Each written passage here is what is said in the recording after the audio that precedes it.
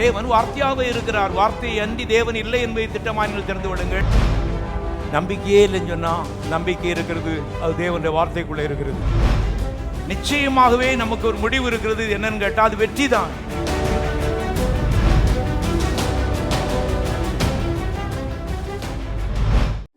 யுத்தத்திற்கின் கரங்களை ஆயத்தம் செய்கின்றவர், நான் நிச்சம் நம்பி சார்ந்திடும் கண்மலை கர்த்தாதி கர்த்தரிவர். சத்துருக்கள் காலடி வீழ ஜெயத்தின் கேடயம் தந்தவர், துதிகள் கண்மலைக்கே சேனையின் கர்த்தரிவர். யுத்தத்திற்கென் கரங்களை ஆயத்தம் செய்கின்றவர், நான் நிச்சம் நம்பி சார்ந்திடும் கண்மலை கர்த்தாதி கர்த்தரிவர். சத்துருக்கள் காலடி வீழ ஜெயத்தின் கேடயம் தந்தவர், துதிகள் கண்மலைக்கே சேனையின் கர்த்தரிவர். ஜெயம் தரும் சேனைகளின் கர்த்தர், பயம் நீக்கும் மகா பரிசுத்தர். ஜெயம் தரும் சேனைகளின் கர்த்தர், துதிகள் கண்மலைக்கே சேனையின் கர்த்தரிவர். ஜெயம் தரும் சேனைகளின் கர்த்தர், பயம் நீக்கும் மகா பரிசுத்தர்.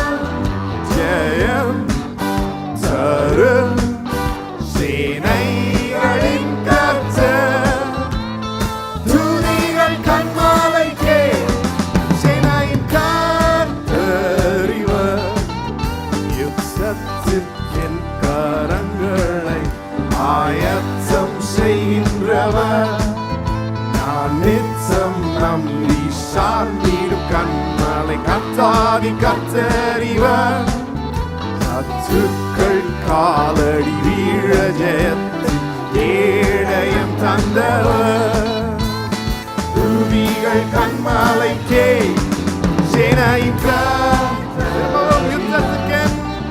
யுத்தத்திற்கென் கரங்களை ஆயத்தம் செய்கின்றவர், நான் நிச்சம் நம்பி சார்ந்திடும் கண்மலை கர்த்தாதி கர்த்தரிவர். சத்துருக்கள் காலடி வீழ ஜெயத்தின் கேடயம் தந்தவர், துதிகள் கண்மலைக்கே சேனையின் கர்த்தரிவர்.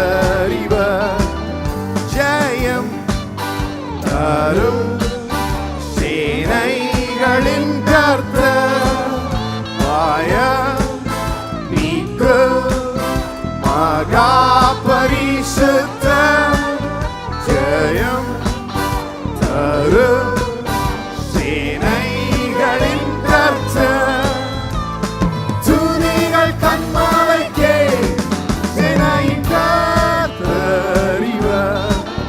ஜெயம் தரும் சேனைகளின் கர்த்தர், பயம் நீக்கும் மகா பரிசுத்தர். ஜெயம் தரும் சேனைகளின் கர்த்தர், துதிகள் கண்மலைக்கே சேனையின் கர்த்தரிவர்.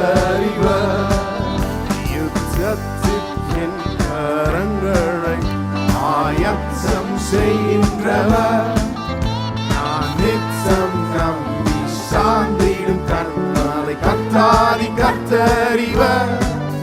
சத்துருக்கள் காலடி வீழ ஜெயத்தின் கேடயம் தந்தவர், துதிகள் கண்மலைக்கே சேனையின் கர்த்தரிவர். ஜெயம் தரும்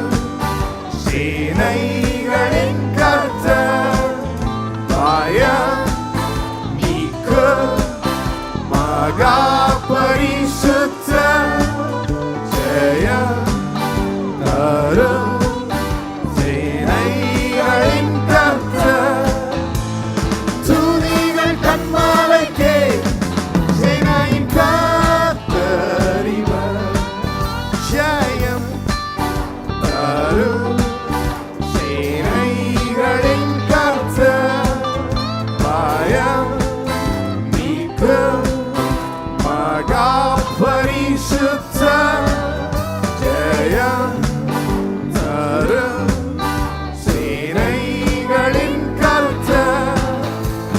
துதிகள் கண்மலைக்கே சேனையின் கர்த்தர் இவர். துதிகள் கண்மலைக்கே சேனையின் கர்த்தர் இவர். துதிகள் கண்மலைக்கே சேனையின் கர்த்தர் இவர். என் தேவன் பெரியவர், என் தேவன் நல்லவர். என் தேவன் பெரியவர், என் தேவன் நல்லவர். அவரை விசுவாசி, உனக்கெல்லாம் வாய்க்கும். என் தேவனை விசுவாசி, உனக்கெல்லாம் வாய்க்கும். என் தேவன் பெரியவர், என் தேவன் நல்லவர். என் தேவன் பெரியவர்,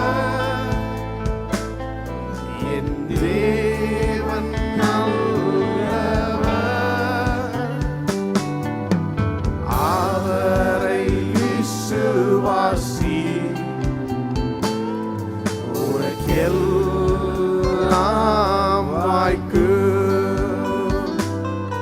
என் தேவனை விசுவாசி, உனக்கெல்லாம் வாய்க்கும்.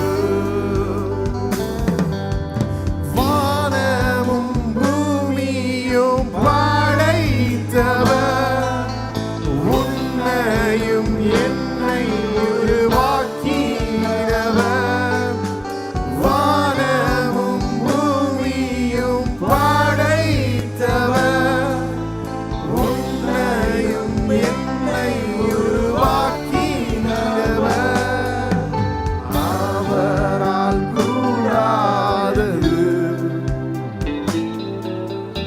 ஒன்றுமே இல்லை. என் தேவனால் கூடாதது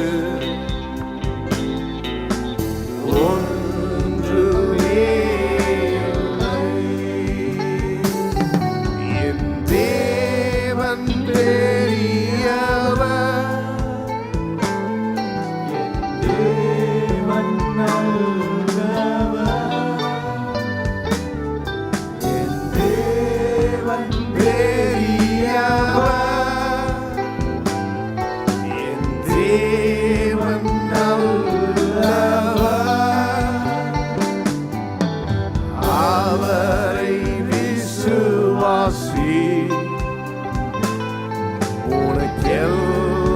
உனக்கெல்லாம் வாய்க்கும். என் தேவனை விசுவாசி, உனக்கெல்லாம் வாய்க்கும். உந்தன் நம்பிக்கை வீண் போகாது, நிச்சயம்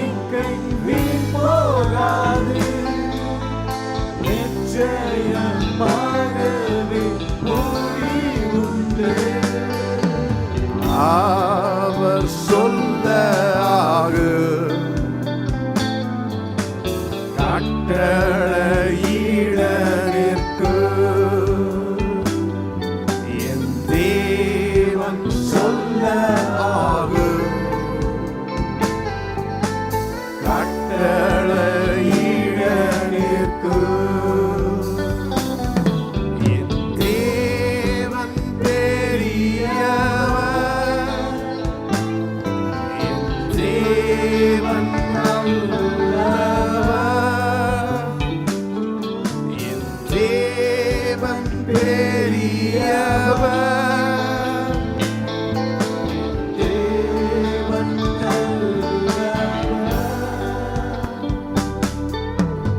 அவரை விசுவாசி உனக்கெல்லாம் வாய்க்கும். என் தேவனை விசுவாசி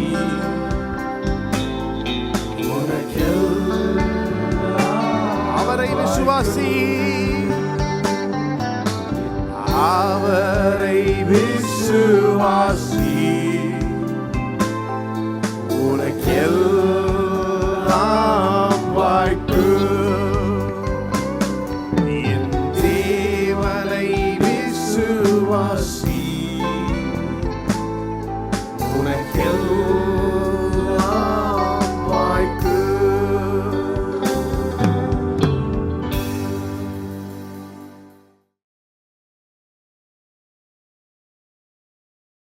கர்த்தருடைய வார்த்தைக்கு திரும்புவோம்.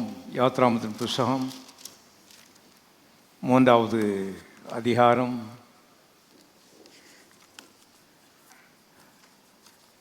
8வது வசனம். அவர்களை எகிப்தியரின் கைக்கு விடுதலையாக்கவும் அவர்களை அந்த தேசத்திலிருந்து நீக்கி கானானியரும் ஏத்தியரும் ஏமோரியரும் பெர்சியரும் ஏவியரும் எபூசியரும் இருக்கிற இடமாகிய பாலும் தேனும் ஓடுகிற நலமும் விசாலமான தேசத்தில் கொண்டு போய் சேர்க்க நான் இறங்கினேன். பல நூறாண்டுகள் அடிமைத்தனத்திலே கட்டப்பட்டிருந்த மக்களை விடுதலையாக்கி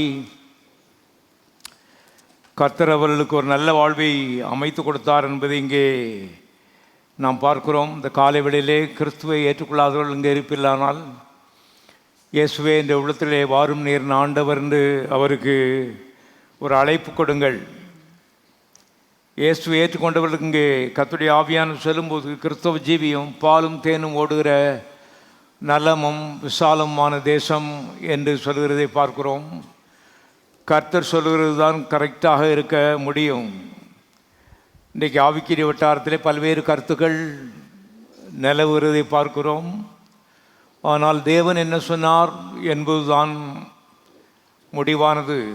எல்லாரும் சொல்லுகின்ற கிறிஸ்தவ ஜீவியம் பாலும் தேனும் ஓடுகிற நலமும் விசாலமான தேசம். எல்லாரும் கரங்களை தட்டி கத்து சோதரிப்போம். கிறிஸ்தவ ஜீவியத்தில் ஜெபம் முக்கியமான பங்கு வகிக்கிறது. நாம் ஒரு ஆவி உலகத்தில் வாழ்ந்து கொண்டிருக்கிறோம்.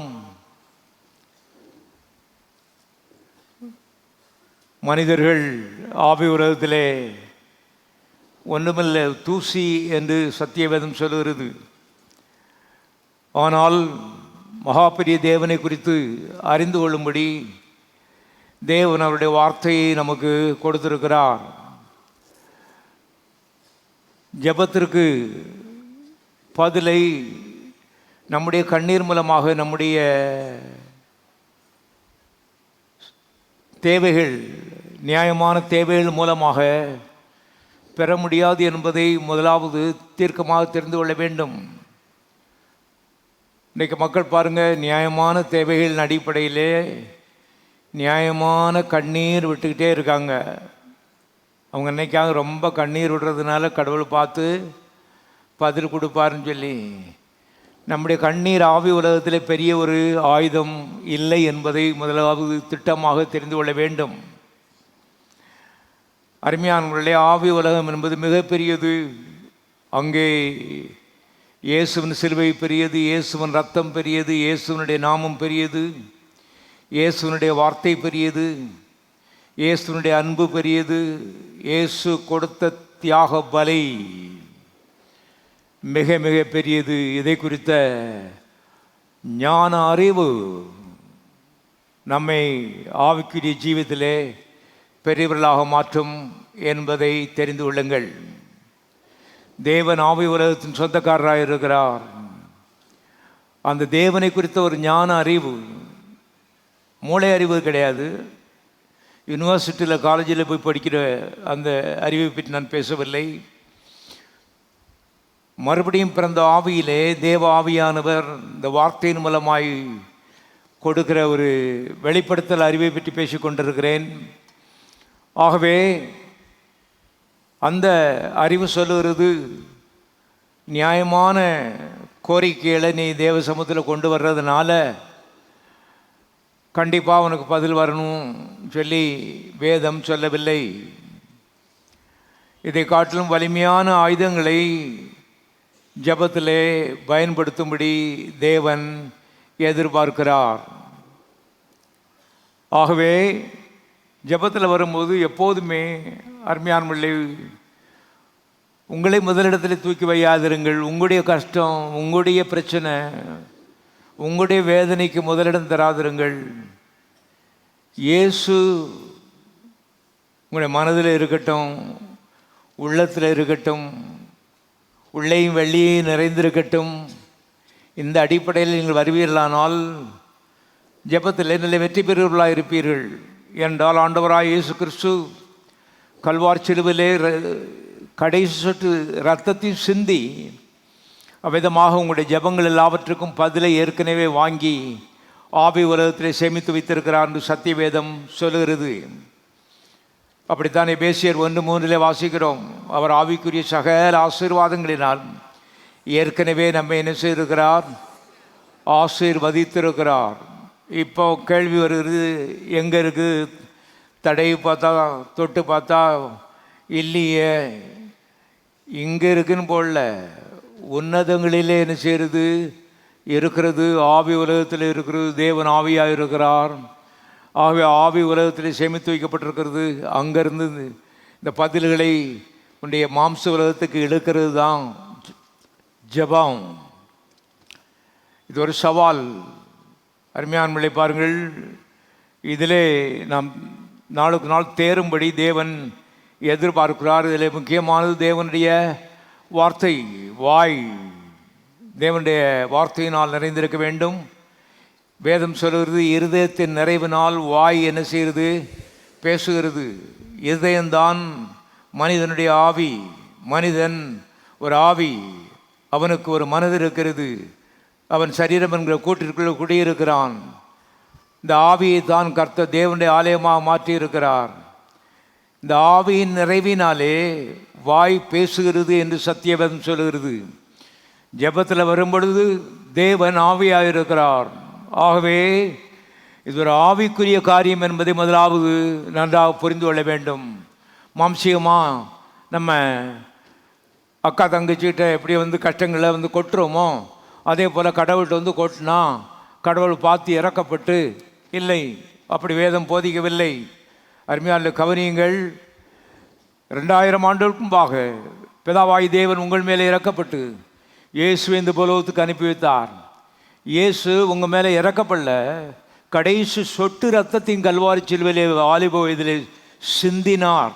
நடந்த சம்பவம். இதன் அடிப்படையிலே உங்களுடைய ஜெபங்களுக்கு பதில்களை என்ன செய்கிறது? வருகிறது என்பதை தீர்க்கமாய் நீங்கள் தெரிந்து கொள்ள வேணும். ஆகவே தேவ சமூகத்தில் வரும் பொழுது இயேசு, எல்லாரும் சத்தமாக சொல்லுவோம் இயேசு. இன்னொரு முறை சத்தமாக சொல்லுவோம் இயேசு. இன்னொரு முறை இன்னும் அதிகமாக சத்தமாக சொல்லுவோம். எல்லாரும் கரங்களை தட்டி அவருக்கு ஸ்தோத்திரம் செலுத்துவோம்.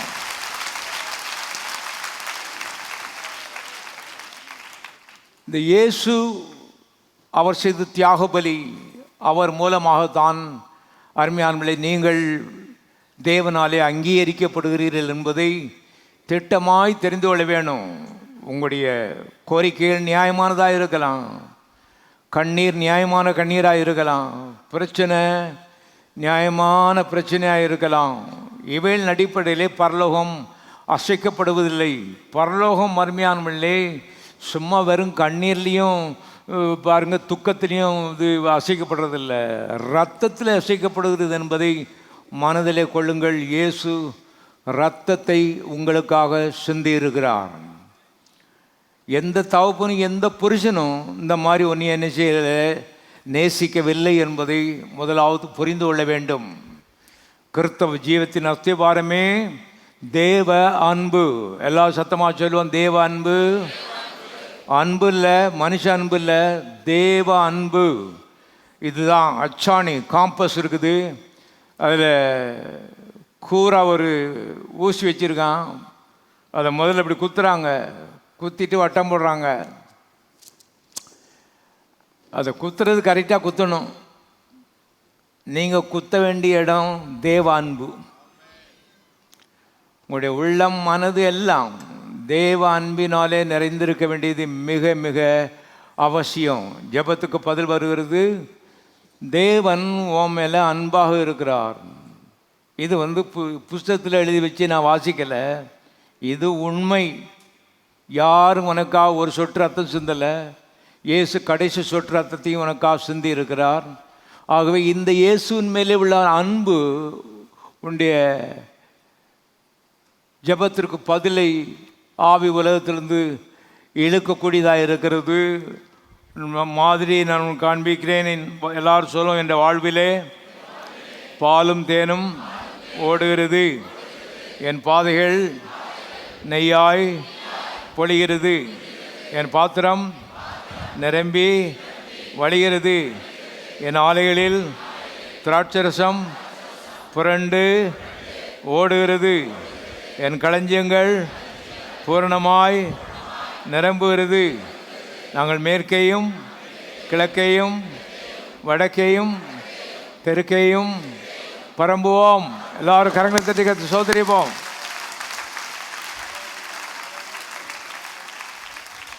ஒரு மாதிரியை உங்களுக்கு காண்பித்தேன். உங்கள் வாய் இப்படி தான் பேசணும். அனாவசியமான காரியங்களை பேசியே வளர்ந்து விட்டோம். முடிவு கட்ட வேண்டும். எத்தனை பேர் வெற்றி பெற விரும்புகிறீர்கள் கிறிஸ்தவ ஜீவிதத்தில்? இது சும்மா கண்ணீர் உபவாசம். நான் ராத்திரி 2 மணிக்கு தான் எழுப்பி ஜெபம் பண்ணுவேன். ஏன் 3 மணிக்கு அவர் தூங்கிடுவாரா? கவனிங்க, 2 மணி 3 மணி பிஸ்னஸ்லாம் கிடையாது. எல்லாம் நம்மை ஏமாற்றிக்கொள்ள ஒரு வழி என்பதை தெரிந்து கொள்ளுங்கள்.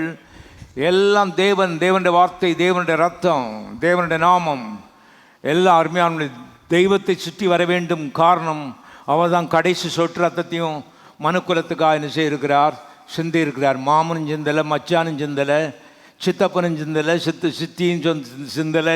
திட்டமாய் தெரிந்து கொள்ளுங்கள்.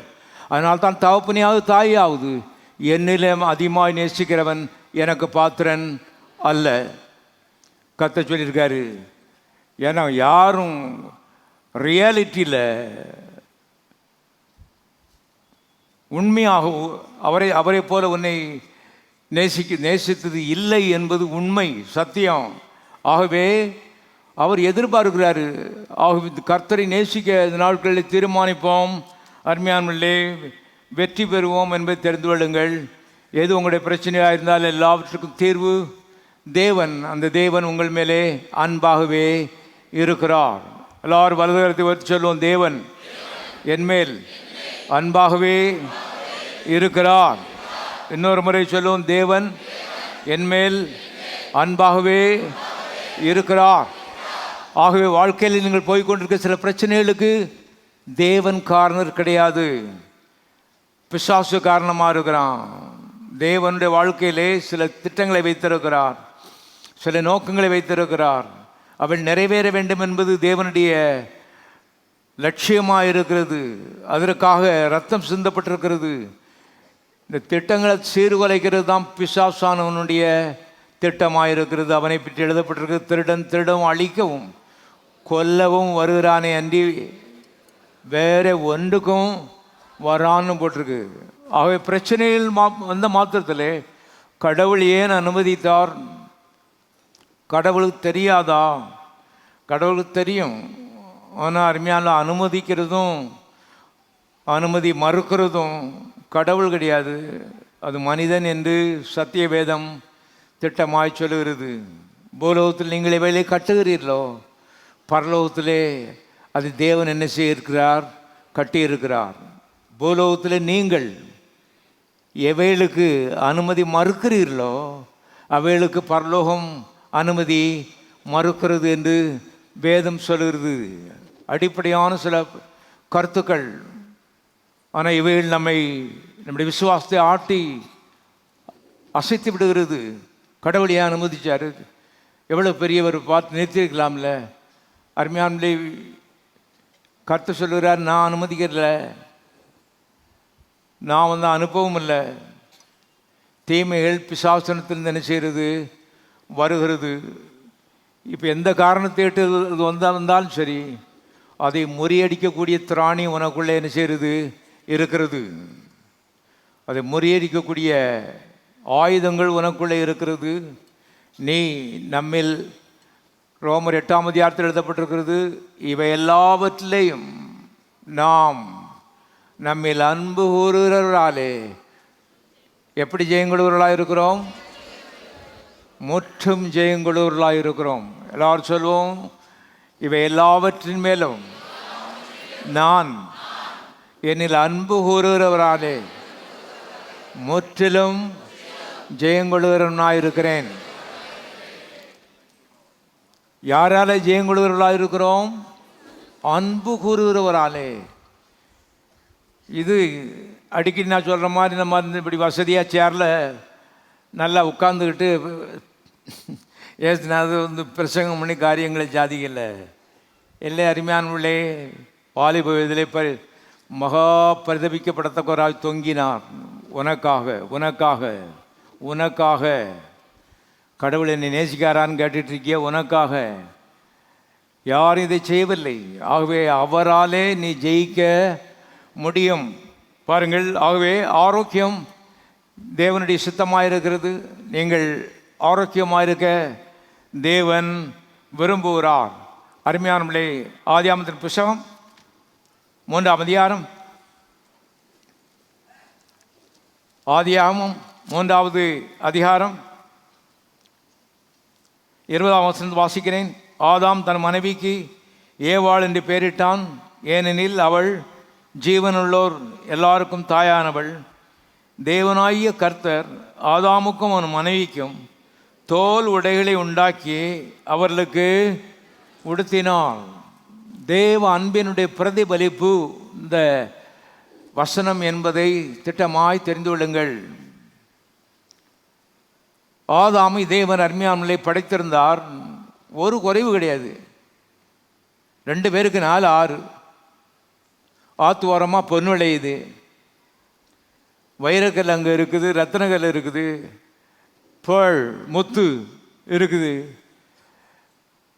2 பேர் பல்லாயிரக்கணக்கான கனிகள் சாப்பிட்டது கொஞ்சம், மிச்சம் இருந்தது பல மடங்கு அதிகம் என்பதை தெரிந்து கொள்ளுங்கள்.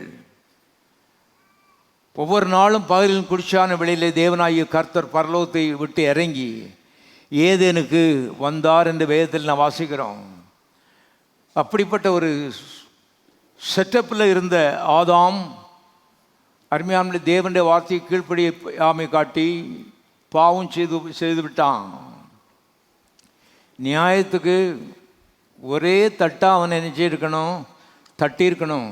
ஏன்னா பாவம் என்பது மகா கொடியது. இதனுடைய விளைவுகளை நான் சாயங்காலம் சர்வீஸில் வரிசையாக காமிக்க போகிறேன். முக்கியமான விளைவு, பிசாசு இருக்கிறானே, அவன் பாதாளத்தின் அதிபதி.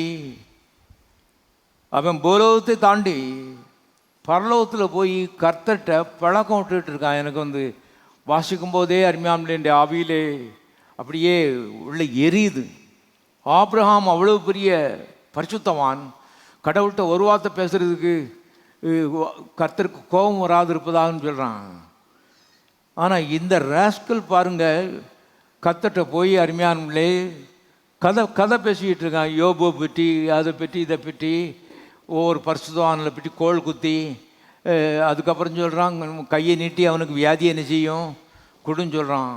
அவ்வளவு உரிமையை ஆதாமுனுடைய பாவம் அருமையானவர்களே சாத்தானுக்கு கொடுத்து விட்டது என்பதை தெரியாவிட்டால் தெரிந்து கொள்ளுங்கள். பாவங்கிறது விளையாட்டான காரியம் கிடையாது. Sin is a serious business. பாருங்கள், கடவுள் பதில் சொல்கிறார், வேறு வழி கிடையாது. அனுமதி கேட்காங்க பாருங்க, கையை நீட்டி அவனை தொடுன்னு சொல்கிறான். அனுமதி கொடுத்தாரா இல்லை என்று நம்ம மறுத்துவிட முடியாது. கவனிங்க, முற்றிலும் இல்லைன்னு சொல்லிவிட முடியாது. அப்படிப்பட்ட ஒரு காலகட்டம். இன்றைக்கி இயேசு இன்னைக்கு நல்ல காலத்தை உண்டாக்கியிருக்கார். எல்லாரும் கரங்களை உயர்த்தி கத்தி சோதரிப்போம். வேறு காலத்தில் இருக்கிறோம். கடவுள் அனுமதி கொடுக்கத்தான் செய்தார்னு வேதத்தில் நாம் வாசிக்கிறோம். யார் பேச்சை கேட்டால் பிசாசு பேச்சை கேட்டு ஒரு சம்பவம் தான் எழுதியிருக்குது. இப்படி பல பரிசுத்தவான்களை பற்றி கோள் குத்துற வேலை தான் பழைய ஏற்பாட்டில் பூராவும் செஞ்சுட்டு இருந்தான். ஸ்ட்ரெயிட்டாக ஏறி சிங்காசனத்துக்கு முன்னால் போய் நின்றுட்டுருக்கான்.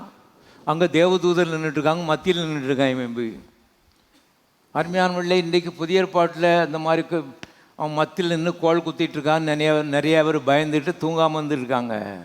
நான் உங்களுக்கு சொல்கிறேன், இயேசு உயிர்த்தெழுந்ததுக்கப்புறம் ஒரு முறை கூட அவன் பரலோகத்துக்கு அனுப்பிச்சதில்லை, ஏறினதில்லை. அவன் வாழை நல்லா ஒட்ட நறுக்கியிருக்காரு. ஒரு முறை கூட அவன் பரலோகத்துக்கு ஏறினது கிடையாது. அவன் நின்ன இடத்துல இன்றைக்கு அடிக்கப்பட்ட ஆட்டுக்குட்டி நின்று கொண்டிருக்கு. எல்லாரும் கரங்களை தட்டி சோதரிப்போம்.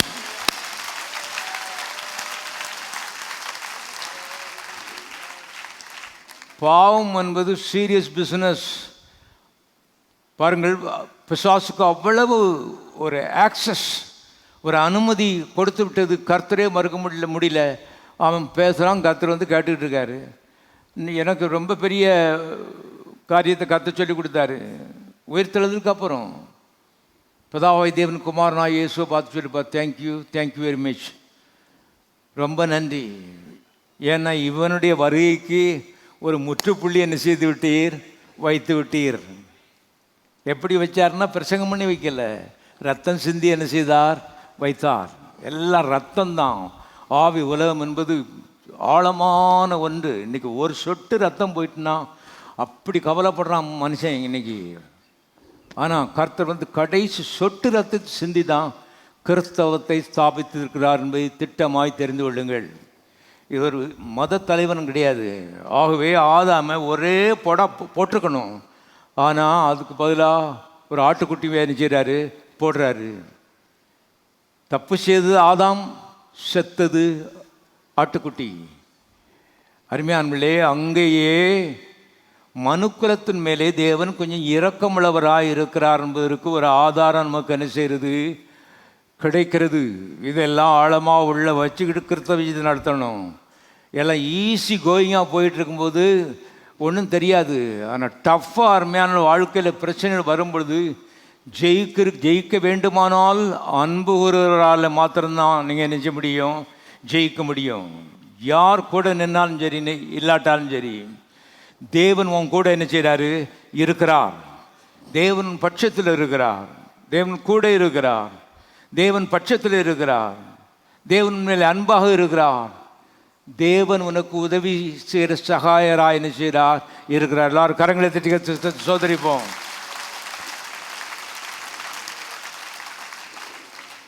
ஆதியாமத்தில் யாரும் அவரை வந்து இன்ஸ்ட்ரக்ட் பண்ண முடியாது. ஆட்டுக்குட்டி அடிச்சிடும், இவனை ஆதாம விட்டுருன்னு சொல்லி யாரும் ஆலோசனை சொல்ல முடியாது. இது அவரே செய்த விஷயம். அவர் மனம் மோந்து அருமையானவர்களே திட்டமிட்டு கர்த்தர் மனுக்குலத்துக்கு ஒரு இரக்கத்தை அருமையானவர்களே அவர் ஒதுக்கியே வைத்திருக்கிறார் என்பதை மனதிலே ஆழமாய் கொள்ள வேண்டும். ரட்சிக்கப்பட்டவர் உடனே பரலோகம் நினச்சிட்டு ராத்திரி பதிலாக சொப்பனை கண்டுவிடக்கூடாது. பூமியிலே வாழ்வது எப்படி அருமையானவர்களே, சவால் நிறைந்த அந்த உலகத்திலே பிரச்சனைகளை முறியடிக்கிறது எப்படி பாருங்கள். ஒருவரும் இல்லை, ஒரு தப்பு செய்யாத ஆட்டுக்குட்டி அடிச்சு அருமையான அந்த உடையை எடுத்து ஆதாமுக்கு ஏவாளுக்கும் உடுத்தி அவனை காப்பாற்றுறார் என்பதை நீங்கள் தெரிந்து கொள்ளுங்கள். நான் கர்த்தர், நான் மாறாதவர். இயேசு கிறிஸ்து நேற்றும் என்றும் என்றும் மாறாதவர். தேவன் அன்றும் இன்றும் என்றும் மாறாதவராக இருக்கிறார். இந்த காலைவெளியிலே அவர் உண்மையிலே அதே ஒரு தன்மையை தான் அவர் காண்பிக்கிறார் என்ற அறிவு அருமையான எல்லா பிரச்சனையும் உன்னை விடுதலை ஆக்கும். பிரச்சனைகள் இந்த உலகத்தில் இல்லைன்னு கர்த்தர் சொல்லலை அருமையானே. ஆனால் பிரச்சனையில் ஜெயிக்கக்கூடிய வழிகளை நாம் பார்த்து கொண்டு இருக்கிறோம். வாசிக்கலாம். ஆதியாகமத்தின் புத்தகம் 22வது அதிகாரம். ஆதியாகமத்தின் புத்தகம் 22வது அதிகாரம். இந்த காரியங்கள் நடந்த பின்பு, முதலாவது வசனம், இந்த காரியங்கள் நடந்த பின்பு தேவன் ஆபிரகாமை சோதித்தார். எப்படியெனில் அவர் அவனை நோக்கி ஆபிரகாமே என்றார். அவன் இதோ அடியேன் என்றான். அப்பொழுது அவர், உன் புத்திரனும் உன் ஏகசுதனும் உன் நேசகுமாரனுமாய் ஈசாக்கை நீ இப்பொழுது அழைத்து கொண்டு மோரியா தேசத்துக்கு போய் அங்கே நான் உனக்கு குறிக்கும் மலைகள் ஒன்றில் மேல் அவனை தகன பலியாக பலியிடு என்றார். மோரியா மலையில் தான் கல்வாரி இருக்கிறது என்பதை தெரிந்து கொள்ளுங்கள். எல்லாவற்றையும் விளக்கமாக பார்க்குறதுக்கு நேரம் இல்லை. 2 நாளாம் புஸ்தகம் 1ஆம் அதிகாரம் 1ஆம் வசனத்தை வாசித்து பார்த்தீங்கன்னா அங்கே தான் தேவாலயத்தை சாலமோன் கட்டுறான் எருசலேமிலே. ஆகவே மோரியா என்பது எருசலேம் ஸ்தாபிக்கப்பட்டிருக்கிற இடம். எருசலேமில் தான் பல்லாயிரக்கணக்கான ஆடுகள் அடிக்கப்பட்டது, ரத்தம் சிந்தப்பட்டது. இஸ்ரவேலர் பிழைத்து கொண்டார்கள். ஒரே காரணம், அவனுக்கு நியாயமான கோரிக்கை இருந்ததுனால இல்லை, அல்லது தேவையில் இருந்ததுனால இல்லை. அவன் படத்திலேயே இல்லை, ஆடுதான் அவன் படத்தில் இருக்கிறது. இங்கே ஆதியாமத்தில் ஆதாம் படத்தில் இல்லை. தப்பு செஞ்சால் சாகணும், வேறு பேச்சே கிடையாது.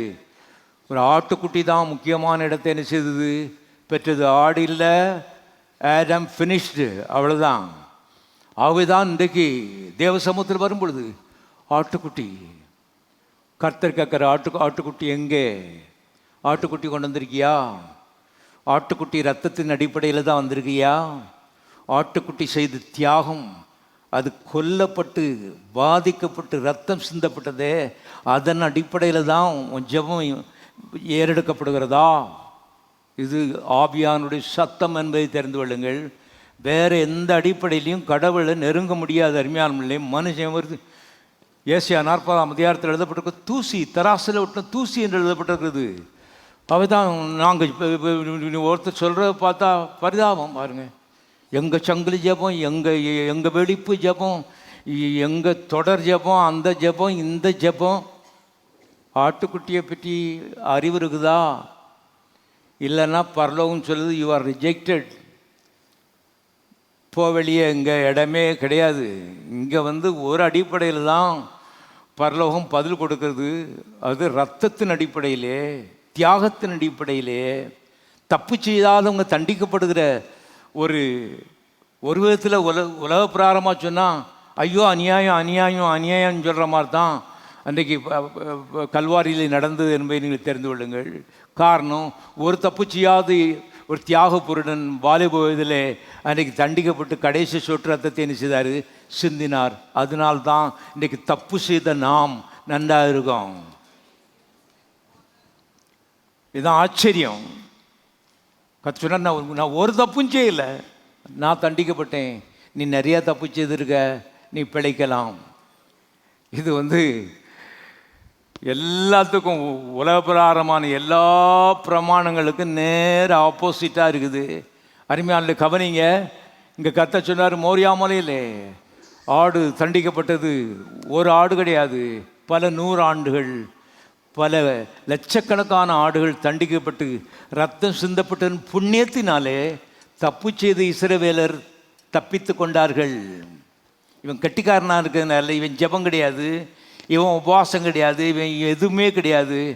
ஆட்டுக்குட்டியினுடைய ரத்தத்தின் புண்ணியத்தினாலே இவர்கள் நினைச்சார்கள், ஒரு ஆண்டுக்கு அவர் பிழைத்து கொண்டார்கள். அடுத்த ஆண்டு சரியாக ஆபிப் மாதம் 16ஆம் தேதி கரெக்டாக ஆட்டுக்குட்டி ரத்தத்தை என்ன செய்யணும், சிந்தணும். ஆவி உலகத்தின் காரியங்களை கற்றுக்கொள்ளுங்கள், கவனியுங்கள். நீங்களும் நாங்களும் அருமையாக கற்றுக்கொண்டு ஒரு ஆவிக்குரியவர்களாய் நாம் சிந்திக்க, ஜெபிக்க, அருமையானவர்களை வாழ தீர்மானிக்க வேண்டும் என்று கர்த்தருடைய ஆவியானவர் விரும்புகிறார். இங்கே பாருங்க, ஆபிரகாம்கிட்ட கர்த்தர் சொன்னார், மோரியா மலையில் கொண்டு பலியிடுப்பான்னு சொன்னார். சரின்னு கிளம்பிட்டாங்க. இப்போ வாசிப்போம் 22ஆம் அதிகாரம் 6ஆம் வசனம். ஆபிரகாம் தகன பலிக்கு கட்டைகளை எடுத்து தன் குமாரனாய் ஈசாக்கின் தலையின் மேலே வைத்து தன் கையிலே நெருப்பையும் கத்தியும் எடுத்துக்கொண்டான். இருவரும் கூடி போனார்கள். அப்பொழுது ஈசாக்கு தன் தகப்பனாய் ஆபிரகாமை நோக்கி, என் தகப்பனே என்றான். அதற்கு ஆபிரகாம், என் மகனே, இதோ இருக்கிறேன் என்றான். அப்பொழுது ஈசாக்கு, இதோ நெருப்பும் கட்டையும் இருக்கிறது. எல்லாரும் சத்தம் வாசிங்க. தகன பலிக்கு ஆட்டுக்குட்டி எங்கே? அருமையான வாசகம் நம்முடைய மனதிலே பதிய வேண்டும், ஆவியிலே பதிய வேண்டும், வாழ்க்கையிலே பதிய வேண்டும். தகன பலிக்கு ஆட்டுக்குட்டி எங்கே? ஆட்டுக்குட்டி இல்லாமல் நம்ம என்ன ஜெபம் பண்ண போகிறோம்னு சொல்லி கேட்காம தவப்பேன்ட்ட பாருங்க. உடனே ஆபிரகாம் வந்து ஆட்டுக்குட்டிலாம் நம்ம தாத்தா காலத்தில் செய்தாங்கப்பா, இப்போ எல்லாம் அவுட் ஆஃப் ஃபேஷனாக போயிடுச்சு, இப்போ எல்லாம் மாற்றியாச்சு, உனக்கு தெரியாதா? இப்போ ரீசெண்ட் டைம்ஸில் இப்போ எல்லாம் மாறியாச்சு, இப்போ ஜெபம் மாறி இருக்குது. அடுத்த வசனத்தை பாருங்கள். அடுத்த வசனத்தில் போட்டிருக்கு, அதற்கு ஆபிரகாம், என் மகனே, தேவன் தமக்கு தகன பலிக்கான ஆட்டுக்குட்டியை பார்த்து கொள்வார் என்றான். அந்த ஆட்டுக்குட்டி பேர் இயேசு. எல்லாரும் கரங்களை திருக்க சொத்தோதிப்போம்.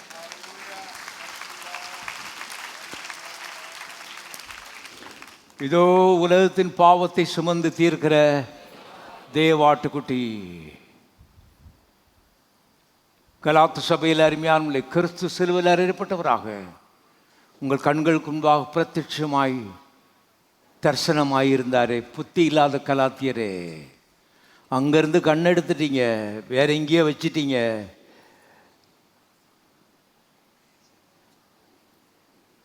சர்க்கம்சிஷன், அதுக்கு தமிழில் விருத்த செய்யணும், ஓய்வு நாள், அது இதுன்னு ஒன்றுக்கும் பிரயோஜனம் இல்லாத காரியத்தை பிடிச்சிட்டு ஜெபத்துக்கு ஒரு பதில் வராமல் வாழ்க்கையை வீணாக்கி கொண்டிருக்கிறீர்களே என்று பவுல் கலாத்தியருக்கு எழுதிய ஒரு காட்சியை நாம் பார்க்கிறோம்.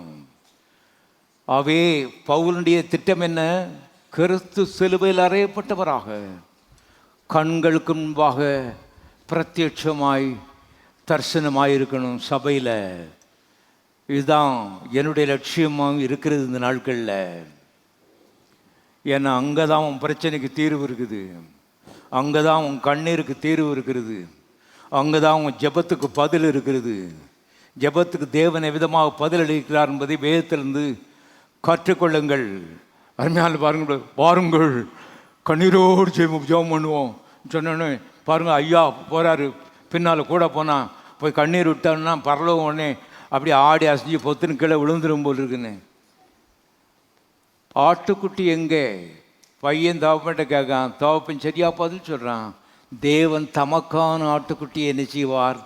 பார்த்து கொள்வார். தமக்கான ஒரு ஆட்டுக்குட்டி. வாசிக்கலாம். 1 பேதுரு புஸ்தகம் 1ஆம் அதிகாரம். 1 பேதுரு புஸ்தகம் 1ஆம் அதிகாரம் 20வது வசனம்.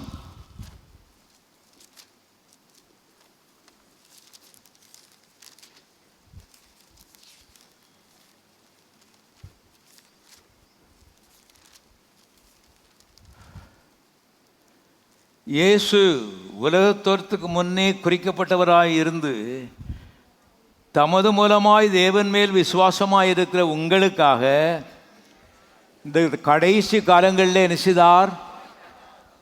உலகத்தோற்றத்துக்கு முன்னால் குறிச்சாச்சு, அவ்வளோதான். எல்லாரும் இந்த உலகத்தில் பிறக்கிறது எதுக்கு பிறக்காங்கன்னு சொன்னால், யாரும் சாகிறதுக்காக என்ன செய்கிற பிறக்கிறது இல்லை. பிச்சைக்காரங்க கூட சாகிறதுக்கு இஷ்டம் கிடையாது. குஷ்டரோகி கூட பாருங்கள் வதச்சிட்டு இருக்கான், ஆனால் உயிர் போகுதுன்னு சொன்னால் சாகிறதுக்கு இஷ்டம் இல்லை அவனுக்கு. உயிர் வந்து அவ்வளவு ப்ரெஷஸாக இருக்குது, அவ்வளவு ஒரு விலையேறப்பட்டதாக இருக்கிறது. ஆனால் சாகிறதுக்குன்னே இந்த உலகத்தில் தலையில் பிதாவாய் தேவன் எழுதிட்டார், 33 வயதில் சாகணும். அது நீசக்கோலமாக தொங்கி அறையில் கட்டுறதுக்கு துணி இல்லாமல் நிர்வாணமாக தொங்கணும் சொல்லி தலையில் எழுதிட்டார் உலகத்தோறதுக்கு முன்னால். ஆனால் உங்களுக்காக 2000 ஆண்டுகளுக்கு முன்பாக இந்த பூலோகத்தில் ரோமர் காலத்தில் அவர் என்ன செய்தார்? அவர் அவதரித்தார். இவையெல்லாம் சிந்திக்க வேண்டும். இவையெல்லாம் பெரிய காரியங்கள் என்று கர்த்தருடைய ஆவியானவர் சொல்லுகிறார். கிறிஸ்தவ விஜயத்திலே ரொம்ப முக்கியம் எதுன்னு கேட்டால் கிறிஸ்து. எல்லாரும் சொல்லும் கிறிஸ்து. கிறிஸ்துவின் அன்பு. அதான் அப்போஸ்தலனாகிய பவுல் சொல்கிறார், கிறிஸ்துவின் அன்பு விட்டு நம்மை பிரிப்பவன் யார்? அவங்க மாதிரி அடி வாங்கிறதெல்லாம் இன்றைக்கு இருக்கிற ஊழியத்தில் இருந்துச்சுன்னா சிந்திச்சே பார்க்க முடியல. எங்கேருந்து அடி விழும், யார் அடிப்பான்? அவர் 1 கொரிந்தியர் 11ஆம் அதிகாரத்தில் அவர் பட்ட அடியெல்லாம் அவர் எழுதுகிறாரு. பயங்கரம். அருமையான பிள்ளை, அதன் மத்தியிலே அவர்களை நின்று பிடிக்கும்படி உதவி செய்ததுன்னு கேட்டால், கிறிஸ்துவின் அன்பை விட்டு நம்மை பிரிப்பவன் யார்? உபத்திரவமோ, வியாகுலமோ, நாசமோசமோ, நிர்வாணமோ, பட்டயமோ. அதே போல் தான் அந்த காலை வேளை உங்களுடைய வாழ்க்கையிலே சில பிரச்சனை விடாங்க சென்று கொண்டு இருப்பீர்களானால், கிறிஸ்துவின் அன்பை விட்டு என்னை பிரிப்பவன் யார்? நான் கல்வாரி சிலுவையில் எனக்காக ரத்தம் சிந்தி நரகத்திலிருந்து என்னை தூக்கி எடுப்பதற்காக ஒரு வாலிபன் மரித்தார். அவருடைய பெயர் இயேசு. பரலோகத்தில் ஒரு சீட் எனக்கு கொடுப்பதற்காக ரத்தம் சிந்தப்பட்டிருக்கிறது. இது எப்போதும் உங்களுடைய மனதில் ரீங்காரம் செய்யட்டும். நீங்கள் நல்ல கிறிஸ்தவர்களாய், வெற்றி உள்ளவர்களாய், அசைக்க முடியாதவர்களாய் இருப்பீர்கள். வாழ்க்கையிலே பிரச்சனையே வராது என்று வேதம் சொல்லவில்லை. ஆனால் பிரச்சனை மேற்கொள்வதற்கு வழியை இந்த காலை வெள்ளை ஆவியானவரனுக்கு சொல்லி கொண்டிருக்கிறார். இது உட்காந்து அழுகிறதுனால, அவங்க நம்மளை பார்த்து அழலையேன்னு சொல்லி அவங்க மேலே வருத்தப்படுறதுனால ஒரு லாபமும் இல்லை. நண்பர்களே, கவனியுங்கள். ஆகவே அவங்களுக்கு அவங்கவுங்க பிரச்சனை பெருசு. பரலோகத்துக்கு பெருசு ஒன்றே ஒன்று, சிலுவையில் அறையப்பட்ட இயேசு. அவருடைய பாடுகள், அவருடைய வேதனைகள், அவருடைய அங்கலாய்ப்பு. என் தேவனே, என் தேவனே, ஏன் என்னை கைவிட்டீர்? முற்பதாக்கள் எல்லாருக்கும் பதில் கொடுத்தீர். கூப்பிட்டாங்க, நான் கூப்பிடுறேன், எனக்கு பதில் கொடுக்க மாட்டேங்கிறீர். அவருக்கு பதில் கொடுத்தாருன்னா இந்த காலை வேளை நாம் இங்கே இருக்க மாட்டோம். கண்ணை மூடினா நேரே நரகத்தில் போய் நெஞ்சிடுவோம், இறங்கிடுவோம். கரையும் கொடுக்கப்பட்டிருக்கு. அது குறுக்க நின்று இன்னைக்கு தடுத்து கொண்டு இருக்கிறது என்பதை தெரிந்து கொள்ளுங்கள். எல்லாரும் கரங்களை தட்டி இயேசுவுக்கு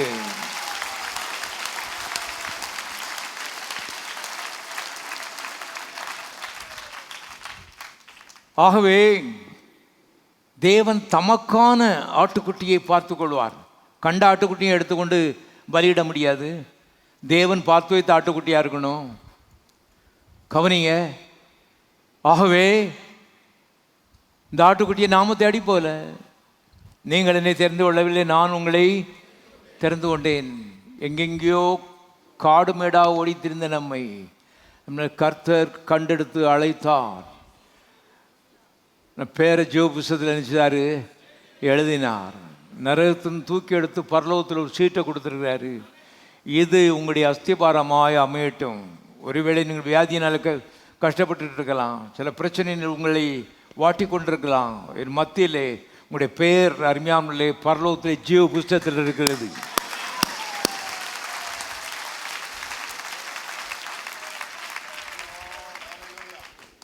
இதற்காக உட்கார்ந்து நீங்கள் தோத்திரம் பண்ணுறதுக்கு ஏராளம் என்ன செய்யலாம், பண்ணலாம். நான் யோசித்து பார்த்தேன், பரலோகத்தில் போய் தொடர்ந்து பண்ணுறாங்கன்னா எப்படி தோத்திரம் பண்ணுவாங்கன்னு எல்லாம் நினச்சி பார்த்தா கண்டிப்பாக தோத்திரம் வந்துக்கிட்டே இருக்கும்.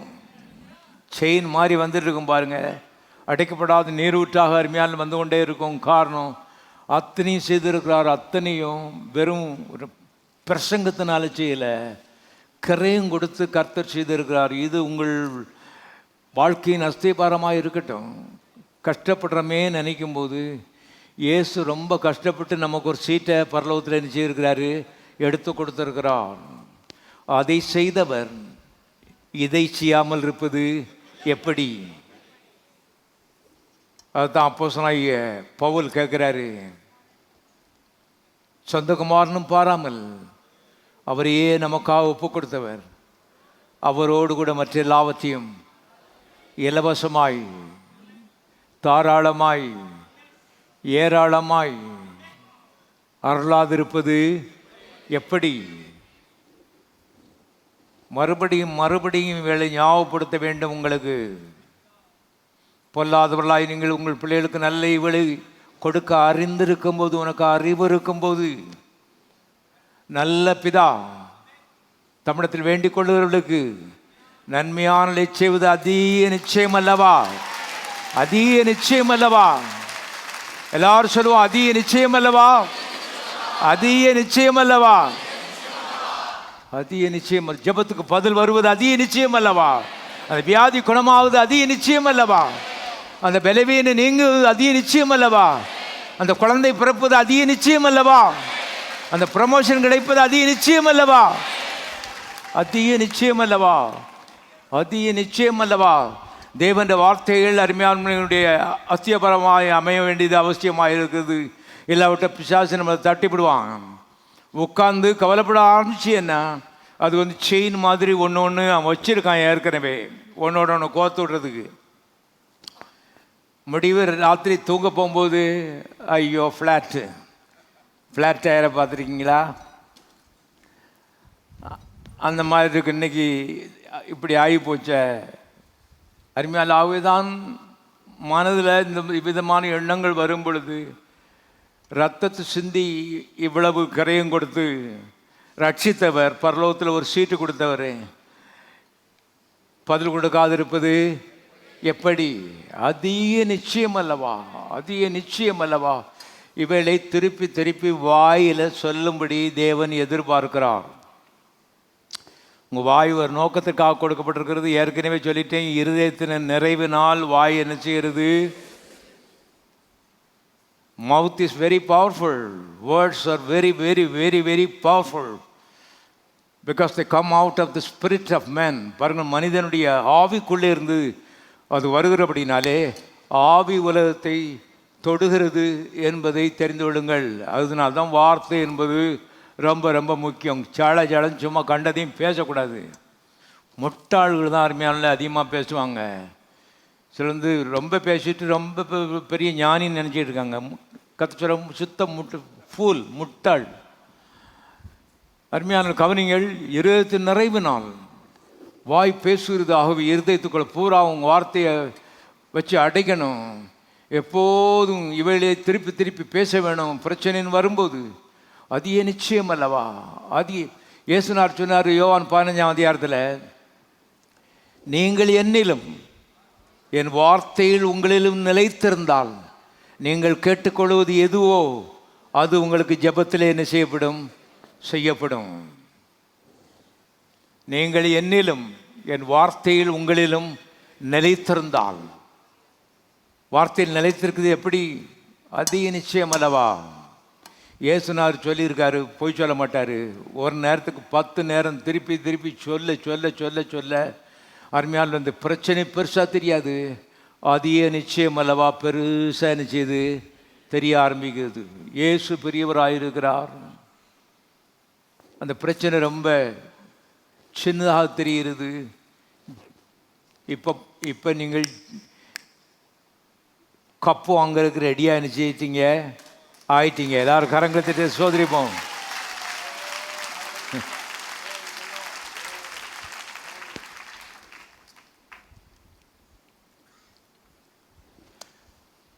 ஏசாயாவின் புத்தகம் 53ஆம் அதிகாரம் 10ஆம் வசனம். ஏசாயா 53:10.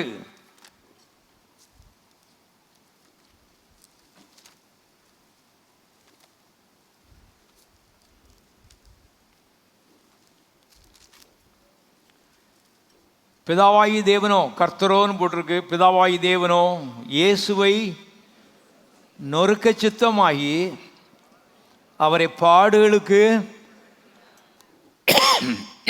உட்படுத்தினார்.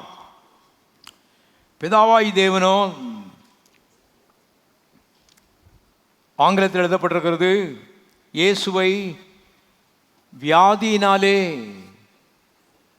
நசுக்க பிரியமானார் என்று ஆங்கிலத்தில் எழுதப்பட்டிருக்கிறது. கவனிங்க, உங்கள் வியாதியை கொண்டு இயேசுநாதர் மேலே வச்சு அவரை கல்வாரியில் நசுக்கிறது பிதாவாயி தேவனுக்கு பிரியமாக இருந்துச்சா? எல்லாரும் சொல்லுங்க, பிரியமாக இருந்துச்சு. இப்போ பாயிண்ட் என்னன்னு சொன்னால், அன்பர்களே, இயேசு இவ்வளோ கஷ்டப்பட்டாருன்னு சொல்லி பார்த்து பரிதாபப்பட்டிருக்கிறதுனால உங்களுக்கு ஒரு லாபமும் கிடையாது. இயேசு மேலே பரிதாபப்படுறோம். ஆனால் இயேசு இவ்வளோ கஷ்டப்பட்டாரேன்னு சொல்லி நீங்கள் பரிதாபப்படுறதுனால உங்களுக்கு சுகம் கிடைக்காது. ஏன்னா திட்டமிட்டு தான் இதை இவங்க பிதாவாகி தேவனும் குமாரனும் என்ன செய்கிறாங்க, செய்திருக்கிறார்கள். இது கூட்டு முயற்சி என்பதை நீங்கள் தெரிந்து கொள்ளுங்கள். நீங்கள் ஆரோக்கியமாக இருக்க வேண்டும் என்பது பிதாவாகி தேவனுடைய குமாரனுடைய கூட்டு முயற்சி.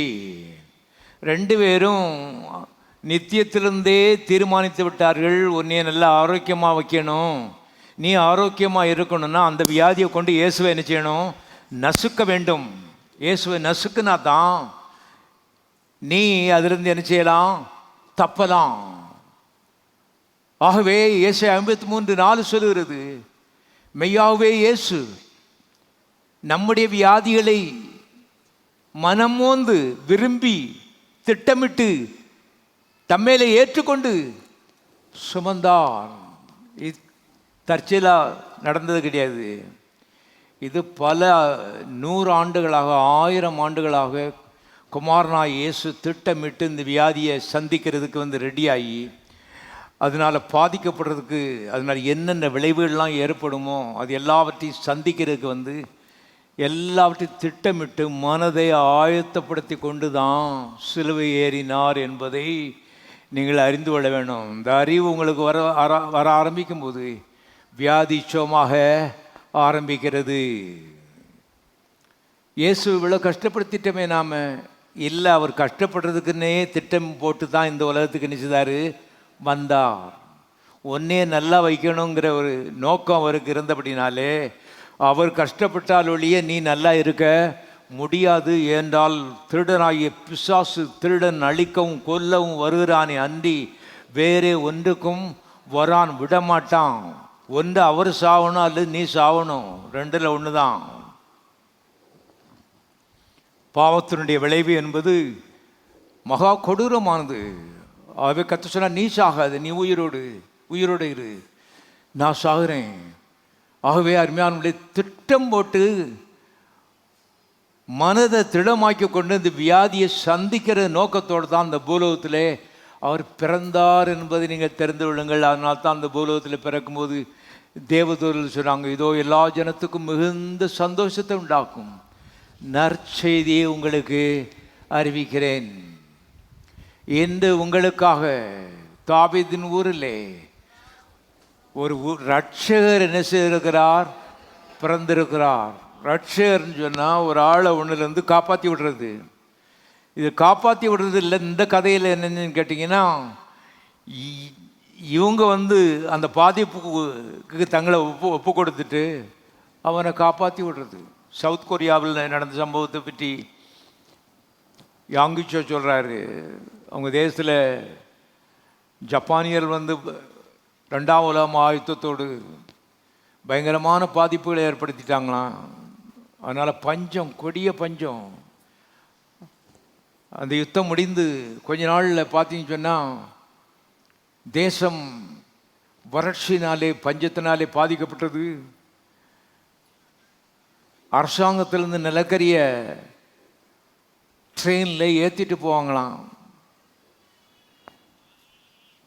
ஒரு பையன் அந்த நிலக்கரியை திருடி வீட்டில் கொண்டு எரிக்கிறதுக்காக அவன் அந்த கோச்சில் ஏறினான். ஏறி அதை கீழே போட்டுட்டு இருக்கும்போது பாருங்கள், வண்டி மூவ் ஆயிடுச்சு. உடனே ஒரு ஆள் பட்டுன்னு அந்த கோச்சு மேலே ஏறி அவனை கீழே தூக்கி வீசிட்டு இவர் அந்த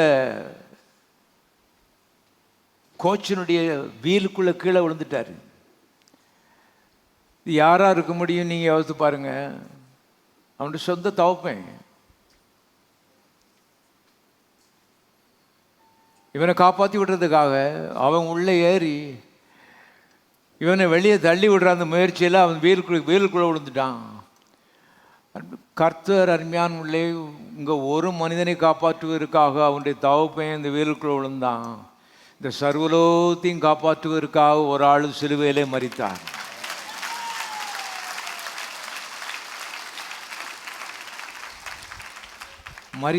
மரித்தார். விளை சிந்தியுங்கள். சிந்திக்கும்படி கர்த்தருடைய ஆவியானவர் உங்களுக்கு ஆலோசனை சொல்கிறார். ரட்சிக்கப்பட்ட எல்லாரும் சிந்திக்காங்களா? இல்லை இல்லை இல்லை இல்லை. அருமையானவர்களே, லௌகீகமான சிந்தனைகள் தான் மனதை நினைச்சிட்டு இருக்குது. இவெல்லாம் சிந்திக்க ஆரம்பிக்கும் போது பவுலை போல நாமும் சொல்ல ஆரம்பிக்குவோம், கிறிஸ்துவன் அன்பை விட்டு நம்மை பிரிப்பவன் யார்? பிரச்சனைகள் எது வந்தாலும் சரி, ஏன்னா வாழ்க்கையில் பிரச்சனைகள் இல்லாமல் இருக்க வரைக்கும் அல்லேலூயா தோத்திரம் வந்து வாயில் நல்ல லேசாக நினச்சது வருது. ஆனால் பிரச்சனைகள் வரும் பொழுது அருமையானவர்களே, அது வேறு விஷயம். அங்கே நின்று பிடிக்கணும்னு சொன்னால் இந்த கிறிஸ்துவின் அன்பு மாத்திரம்தான் உன்னை இறுக நிறுத்தும் என்பதை திட்டமாய் தெரிஞ்சுக்கோ வாழ்க்கையிலே. ஆகவே மனம் மூந்து நம்முடைய வியாதிகளை அருமையானவர்களே சுமக்க வேண்டும் என்ற ஒரு திட்டத்தோடு பல 100 ஆண்டுகள் பல 1000 ஆண்டுகள் திட்டமிட்டு இந்த பூலோகத்துக்கு வந்தார். யோசித்து பாருங்கள், எந்த டாக்டர் இந்த மாதிரி ஊரில் இருக்க வியாதியெல்லாம் இங்கே கொண்டாங்க, எங்கள் மேலே வச்சுட்டு நீங்கள் போங்க எப்படி சொல்லுவாங்க? சில டாக்டர் ரொம்ப சார்ஜ் பண்ணுறாங்க, தப்பு. சில டாக்டர் நியாயமாக சார்ஜ் பண்ணுறாங்க, கரெக்டு. ஆனால் எந்த டாக்டரும் உங்கள் வியாதியை கொண்டு தலைமையில் வச்சுட்டு நீங்கள் போயிருங்க, நீங்கள் ஃப்ரீயாக இருங்க, நாங்கள் அதை சுமக்கோம் சொல்ல மாட்டாங்க. இந்த உலகத்தில் இல்லாத ஒரு விவரம் தான் அந்த கிறிஸ்துவனுடைய விவரம். எல்லாரும் கரங்களை தட்டி சோதரிப்போம்.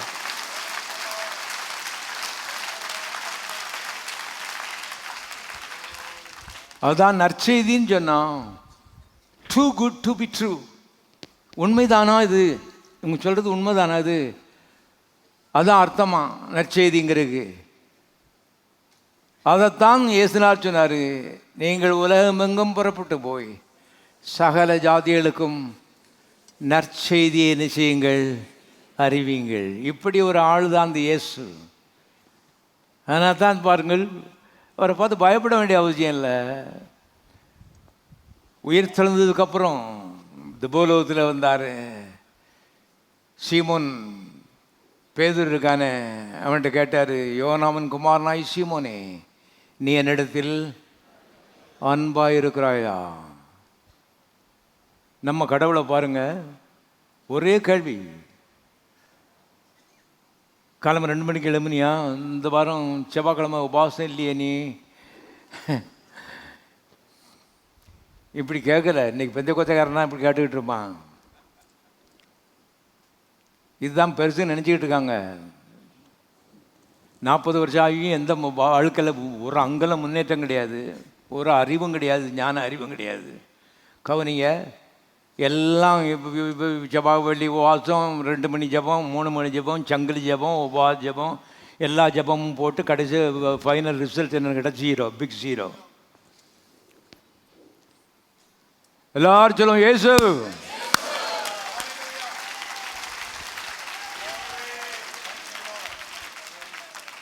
அவன்கிட்ட கேட்காரு பாருங்க, இவரில் அதிகமாய் நீ என்னிடத்தில் அன்பாக இருக்கிறாயா?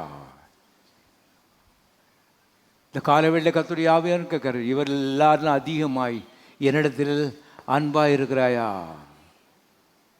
ஆமாண்டவரே, இந்த ஆட்டுக்குட்டிகளுக்கு நினச்சி புல் போடு, நல்லா பச்சை பச்சையாக மலை மலையாக ஏறி ஏறி ஏறி பள்ளத்தாக்கள் இறங்கி முள் காடு மேடு எதையும் பார்க்காம கஷ்டப்பட்டு பச்சையாக புல்லை அறுத்து கொண்டு வந்து மக்களுக்கு நினச்சி போடு. அருமையானவர்களே, கர்த்தர் என்பவர் அவர்கள் ஒரு எப்படி விளக்கம் சொல்கிறதுன்னு தெரில. கடவுள்னு சொன்னால் பாருங்கள், தப்பு கண்டுபிடிப்பார், அதுக்கப்புறம் அடி கொடுப்பார். இந்த 2 தான் மக்களுக்கு தெரியுது, வேறு ஒன்றும் கடவுளை பற்றி தெரியல. ஆனால் கர்த்தர் கேட்காரு, நீ என்னிடத்தில் அன்பாக இருக்கிறாயா? ஆகவே இது ஒரு அன்பின் மார்க்கம் என்பதை தெரிந்து கொள்ளுங்கள். மாம்சமாகிய திரையை கழித்து புதிதான ஒரு மார்க்கத்தை அவர் உண்டு பண்ணினார் என்று பைபிளில் போட்டிருக்கு. அது என்ன மார்க்கன்னு கேட்டால் அன்பின் மார்க்கம். இதில் இயேசு கிறிஸ்துவின் ரத்தத்தின் மூலமாக மாத்திரம் நமக்கு உள்ள என்ட்ரி என்ன செய்யுது இருக்குது. வாசிப்போம். எபிரேயர்கள் நிருபம்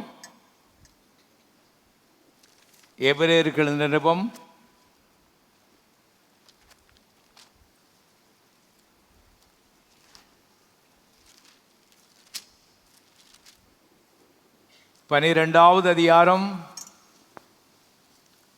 24வது வசனம். புது உடன்படிக்கையின் மத்தியஸ்தராய் இயேசுவின் இடத்திற்கும் ஆபேலினுடைய ரத்தம் பேசினதை பார்க்கிலும் நன்மையானவளை பேசுகிற இரத்தமாகிய தெளிக்கப்படும் இரத்தத்தினிடத்திற்கும் வந்து சேர்ந்தீர்கள். புதிய ஏற்பாட்டு விசுவாசிகளுக்கு பேசுகிறாரு.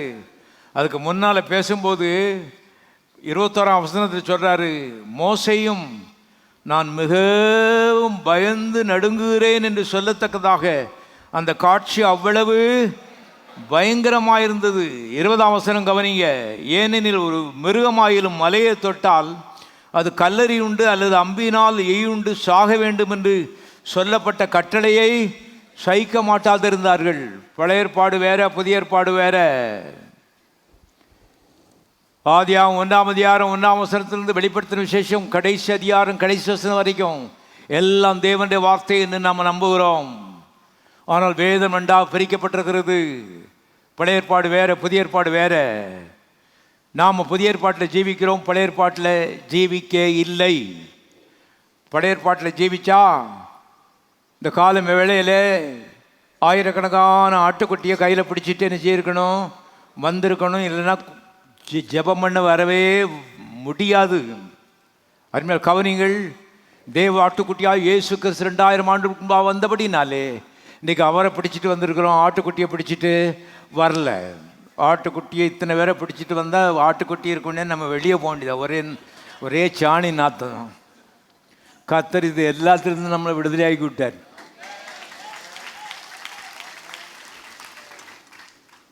இப்போ பழைய ஏற்பாட்டு காலத்தில் அவர் சீனாய் மலை மேலே இறங்கினார். இப்போ சியோனில் இறங்கி இருக்கிறாரு. சபைக்கு பேர் சியோன். பழைய ஏற்பாட்டு காலத்தில் மலைக்கு பேர் சீனாய். கர்த்தர் மேலே இறங்கியிருக்காரு. அந்த மலையை ஒரு ஆட்டுக்குட்டி தொட்டுட்டுனா உடனே அம்பு வச்சு என்ன செய்யணும், கொன்னுறணும். உயிரை எல்லாம் ரத்தம்தான். மனதிலே கொள்ளுங்கள். தேவாவியானவனுக்கு உதவி செய்வராக. எல்லாம் பிரசங்கல்ல, எல்லாம் ரத்தம். இது பிளட் ரிலிஜியன். கவனிங்க. ரத்த கிரயம் கொடுக்கப்பட்டிருக்கிறது. அதனால்தான் நல்ல ஆழமாக வரணும். ஒரு மாதிரி மேலோட்டமாக இப்படி இருந்துட்டு அப்படி இருக்கிறது இல்லை. அருமையான கவனிங்க. ஆகவே ஆட்டுக்குட்டியோ அல்லது மனுஷனோ மலையை தொட்டா செத்தான், அவ்வளோதான். யாரும் பக்கத்தில் வர முடியாது. இன்றைக்கு அருமையானவர்களே, கர்த்தர் எப்படி இந்த காரியங்கள் எல்லாவற்றையும் மாற்றி போட்டார் என்பதை நினைக்கும் போது ஆச்சரியமாக என்ன செய்கிறது இருக்கிறது. நீங்களோ சியோன் மலையினிடத்தில் வந்திருக்கிறீர்கள். புது உடன்படிக்கையின் மத்தியஸ்தராகி இயேசுவின் இடத்திற்கும் ஆபேலினுடைய ரத்தம் பேசினதை காட்டிலும் நன்மையானவளை பேசுகிற ரத்தத்திற்கு வந்திருக்கிறீர்கள். ஆபேல்னா யார் தெரியுமா? ஆதியாகமம் 4ஆம் அதிகாரத்தை எடுத்து பார்த்தீங்கன்னா ஆதாமுக்கு 2 பிள்ளைகள் இருந்தாங்க. மூத்தவன் பேர் காயின், 2வது பேர் ஆபேல். ஆபேல் கொஞ்சம் நல்லவன், காயின் ஒரு முரணே. பாருங்க, இந்த ஆபேலுடைய காணிக்கையை கர்த்தர் அங்கீகரித்தார். காயினுக்கு பிடிக்கலை. உடனே வயலுக்கு கூட்டு போனான். ஆபேலை க்ளோஸ் பண்ணிட்டான். முதல் கொலை முதல் குடும்பத்தில் தான் என்ன செய்தது நடந்தது. கவனிங்க. இப்போ இந்த ரத்தம் பரலோகத்தின் தேவனை நோக்கி பேச ஆரம்பித்தான். ஆண்டவரே, நான் என் அண்ணனுக்கு ஒரு தப்பும் செய்யலை, ஆனால் என்னை கொன்னுட்டான். இப்படி அது பேசுதான் பாருங்க. ஏன்னா மாம்சத்தின் உயிர் ரத்தத்திலே என்ன செய்கிறது இருக்கிறது. லேவியராகவும் 17:11. ஆகவே இந்த ரத்தம் தேவனை நோக்கி பேசினது, நீதிக்காக அது பேசினது. ஆனால் இங்கே புதிய ஏற்பாட்டில் ஒரு ரத்தம் பேசுதான். இது யாருடைய ரத்தம்னா இயேசுநாதருடைய ரத்தம். இது கல்வாரி சிலுவிலே சிந்தப்பட்ட அந்த ரத்தத்தை இயேசு சுமந்து பரலோகத்துக்கு கொண்டு போகிற காட்சியை நாம் பார்க்குறோம். மகதலேனா மரியாள் மத்தியில் வந்துட்டா, பாவத்தை போய் தொட போகிறா. என்னை தொடாதே, நான் ஒரு புனித பயணத்தில் என்ன செய்கிறேன், இருக்கிறேன். ரத்தத்தை எடுத்துக்கொண்டு பரலோகத்திற்கு கிருபாசனத்தில் தெளிக்கணும். பழைய ஏற்பாட்டில் இருக்க கோடிக்கணக்கான ஆண்டுகள் ரத்தம் புதிய ஏற்பாட்டில் வரப்போகிற தேவாட்டுக்குட்டியாக இயேசு கிறிஸ்துவின் ரத்தத்துக்கு அம்பு குறியிட்டு காட்டுகிறது. பழைய ஏற்பாட்டில் எருசலேமில் வைக்கப்பட்டிருந்த அந்த கிருபாசனம் பரலோகத்தில் இருக்க கிருபாசனத்துக்கு நிழலாக இருக்கிறது. இப்போ எப்போ நிறைவேறுன்னு கேட்டால், இந்த இயேசுவின் ரத்தத்தை கொண்டு அந்த பரலோகத்திற்கு கிருபாசனத்தில் தெளிச்சிட்டா அது நிறைவேற ஆரம்பித்துவிடும். அந்த மாதிரி கர்த்தர் வந்து அருமையாளோட சொந்த ரத்தத்தை கொண்டு போய் பரலோகத்திற்கு கிருபாசனத்தில் உனக்காக எனக்காக தெளித்திருக்க எல்லாரும் கரங்களை போய் எதுக்கத்தை சோதரிப்போம். அந்த ரத்தம் இன்றைக்கு தேவனுடைய சமூகத்திலேருந்து உனக்காக பேசிக்கிட்டே இருக்கான் 24 மணி நேரமும். நன்மையானவளை பேசுறதுதான். என்ன பேசுது? Mercy mercy mercy mercy, grace grace, mercy, இரக்கம் இரக்கம், கிருபை கிருபை கிருபை, இப்படி பேசிகிட்டே தான் இருக்குதான். அதனால்தான் இது வரைக்கும் உன் ஜபத்துக்கு என்ன செய்யிருக்கு, பதில் வந்திருக்கு. எல்லாரும் கரங்களை தெரிவித்து சோதரிப்போம்.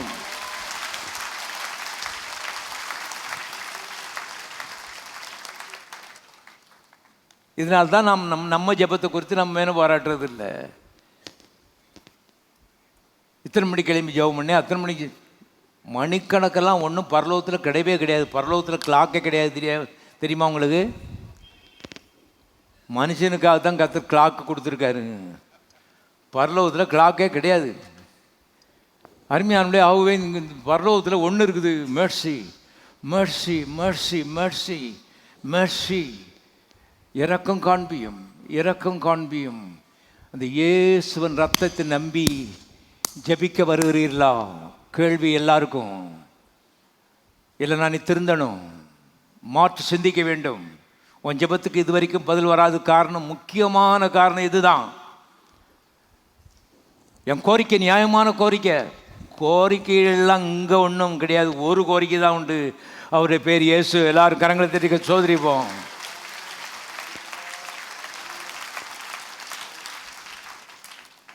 நான் இவ்வளவு கஷ்டப்படுறேன்னு வாங்க, ஒன்னே காட்டிலும் கஷ்டப்படுறாங்க எத்தனை பேர் இருக்காங்க, உனக்கு தெரியாது. அதுதான்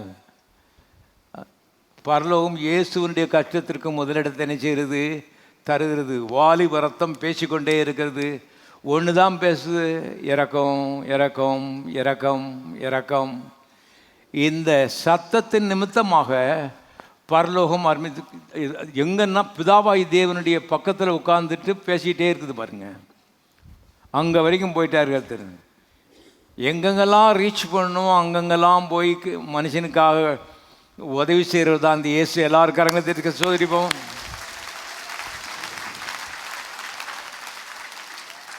இந்த அடிப்படையில் தான் அருமையான நீங்கள் ஜெபத்திலே வர வேண்டும்.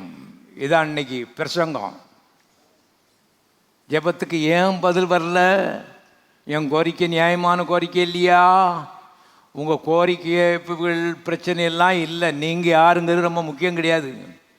இயேசுன்னு பேசிக்கொண்டிருக்க அந்த ரத்தத்துக்கு மரியாதை கொடுத்து, கர்த்தாவே இயேசுவின் ரத்தத்தோடு சேர்ந்து நானும் இரக்கம் இரக்கம் இரக்கம் இரக்கத்தை கேட்கறதுக்காக நினச்சிருக்கேன், வந்திருக்கேன்.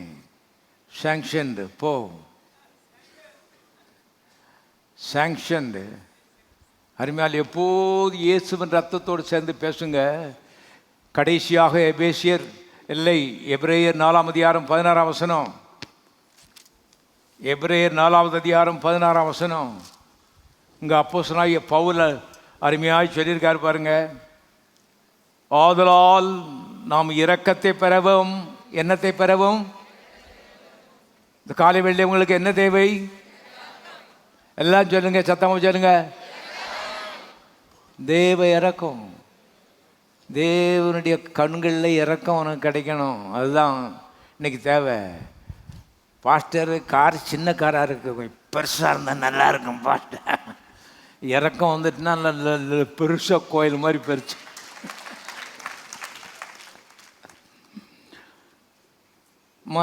Car is nothing, money is nothing. அருமையான தேவனுடைய இறக்கங்கள் ஒப்பிடும்போது இதெல்லாம் ஒன்றுமே கிடையாது என்பதை நீங்கள் தெரிந்து கொள்ளுங்கள். அருமையான பாருங்கள், அப்போஸ்தலனாகிய பவுல் உலகத்திலேயே பெரிய பிரசங்கி, தேர்ந்த மனுஷன். அவர் சொல்கிறாரு, ஆதலால் நாம் இரக்கத்தை பெறவும் ஏற்ற சமயத்தில் சகாயம்னா உதவி. சத்தமாக சொல்லுங்க எல்லாரும், உதவி. உதவி உனக்கு தேவை என்ன இந்த காலை வேளையில்? உதவி, தேவ உதவி, தேவ தூதருடைய உதவி, பரலோகத்தினுடைய உதவி, இயற்கைக்கு அப்பாற்பட்ட சூப்பர் நேச்சுரல் ஹெல்ப். இதுதான் உனக்கு தேவை. மனிதனுக்கு என்ன தேவைங்கிறது தேவனுக்கு தெரியும் பாருங்க. அதனால ஜெபம் வரும்போது எதுக்கு வாரோன்னு இன்னைக்கு சிலருக்கு தெரியல பாருங்க. இந்த மண்டையில் கொட்டி காக்க வேண்டியது என்ன ஜெபம் போகிற எதுக்கு ஒன்று நம்மளே மண்டையில் கொட்டி கட்டுக்க வேண்டியிருக்கு பாருங்க. முதலாவது உனக்கு தேவை இரக்கம், ரெண்டாவது தேவை தேவனுடைய உதவி, சகாயம், ஏற்ற சமயத்தில் சகாயம் செய்யும் கிருபை. இப்படி ஒரு கிருபை இருக்கான் பாருங்க கடவுள்கிட்ட. அது எந்த சமயத்தில் என்ன உதவி தேவைங்கிறது அவருக்கு தெரியும். அப்படி ஒரு கிருபை இருக்குதான். அந்த கிருபைக்காக நீ ஜெபம் பண்ண வா, கிருபையை அடையவும். இப்போ எல்லாரும் சத்தமாக வாசிப்போம். தைரியமாய் கிருபாசனத்திரண்டையிலே. அங்கே சொன்னார், மேலே மலை மேலே ஏறி இருக்கேன், கீழே மலையை தொட்டின்னா செத்தே போவேன், அவ்வளோதான், செத்துருவேன். இங்கே சொல்கிறாரு, தைரியமாய் கிருபாசனத்திரண்டையில் வா, தள்ளி நில்லாத எட்டி நில்லாத கிட்ட வா. காரணம் இயேசு வந்து விட்டார்.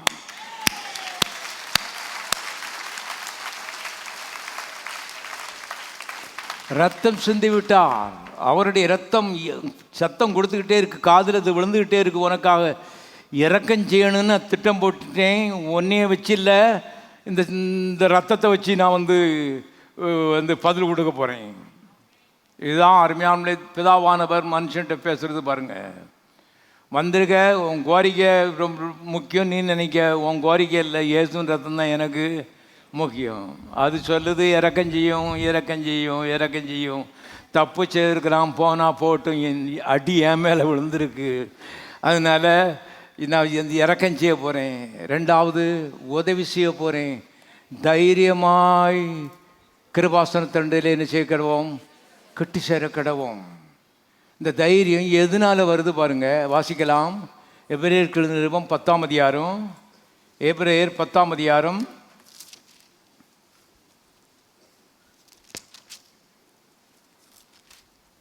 19ஆம் வசனம். ஆகையால் சகோதரரே, நாம் பரிசுத்த ஸ்தலத்தில் பிரவேசிப்பதற்கு இயேசுவானவர், எல்லாரும் சத்தமாக சொல்லுங்க, இயேசுவானவர். யாரை பற்றி எழுதலை, சீனியர் பாஸ்டரை பற்றி எழுதலை, ஜூனியர் பாஸ்டரை பற்றி எழுதலை. அவர் சீனியர் பாஸ்டர் ஜோம் பண்ண போகிறாரு. அங்கே பரலோகம் அசைய போகுது. சீனியராவது ஜூனியராவது இயேசுவானவர் தமது மாம்சமாகிய திரையின் வழியாய் பொதிதும் ஜீவனமான மார்க்கத்தை நமக்கு உண்டு பண்ணினபடியால் அந்த மார்க்கத்தின் வழியாய் பிரவேசிப்பதற்கு, சத்தமாசிங்க, அவருடைய ரத்தத்தினாலே நமக்கு தைரியம் உண்டாயிருக்கிறது. எல்லாரும் மல்லகரத்தை ஊற்றி சொல்லுவோம், இயேசுவின் ரத்தத்தினாலே தேவ சமூகத்திலே எனக்கு தைரியம் உண்டாயிருக்கிறது. பழைய ஏற்பாட்டில் சொன்னார், தொடாத மலையை தொட்டினா செத்தே போவ. நீ யாராக இருந்தாஞ்சா, ஊர் பிரசிடென்டாக இருந்தாஞ்சே தான், யாராக இருந்தாஞ்சே தான்.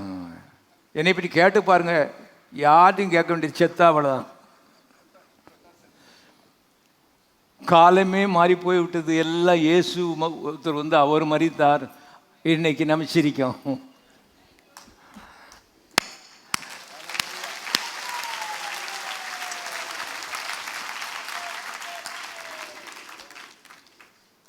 ஏன்னா நீங்கள் மக்கள் சொல்கிறாங்க என்னை பற்றி கேட்டு பாருங்கன்னு. எங்கேயும் கேட்க வேண்டிய அவசியம்லாம் இங்கே கிடையாது. வரும்போது இயேசுவின் ரத்தத்தை நல்லா கெட்டியாக பிடிச்சிக்கிட்டு இருந்துச்சு, வா நல்லா இருப்ப. தொழில் நல்லா இருக்கும், குடும்பம் நல்லா இருக்கும், பிள்ளைகள் நல்லா இருக்கும். எத்தனை பேர் நன்றாக இருக்க விரும்புகிறீர்கள்? கவனியுங்கள், பரலோகத்தில் ஒன்று தான். ஆகவே ஒரு தைரியம் நமக்கு இருக்குது. அது என்னன்னு கேட்டால், இயேசுவின் ரத்தத்தினாலே நமக்கு தைரியம் என்ன செய்யிருக்கிறது? உண்டாயிருக்கிறது. கடைசியாக இப்போ நான் ஒன்று சொல்லி முடிச்சிடுறேன். எபிரேயர் 4:16 திரும்பி போவோம். எபிரேயர் 4:16.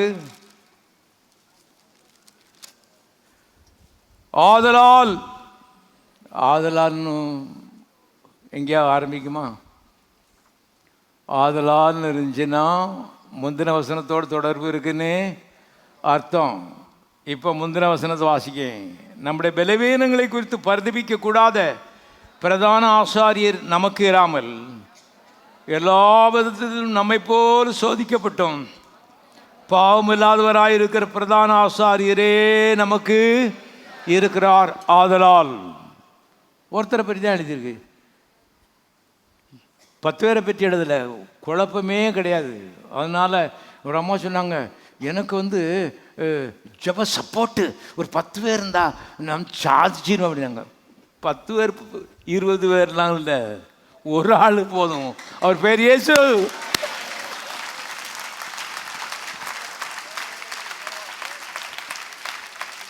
அவர் சப்போர்ட் இருந்தால் போதும், ஜெயிக்கலாம். நீங்கள் ஜெபத்தில் ஜெயிக்கிறத பற்றி நம்ம பேசிக்கிட்டு இருக்கோம்.